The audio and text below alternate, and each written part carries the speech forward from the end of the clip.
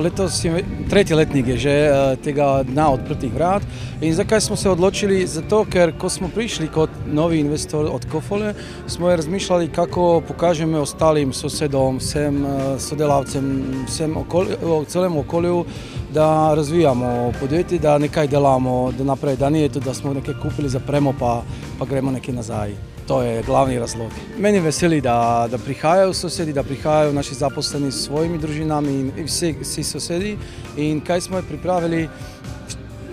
Po mojem največ za otroke, da se malo igrajo, da tudi vidijo, kje delajo ih starejši. To je naša sodelavka iz marketinga prišla do te ideje že zadnje leto, da vsem trojčkam, kateri se prijavijo, kateri se bo to leto rodili, bodo dobili od nas voziček za trojčke.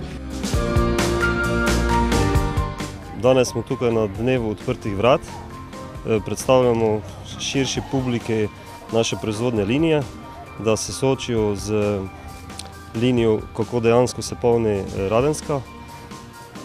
Imamo 8 polnilnih linij.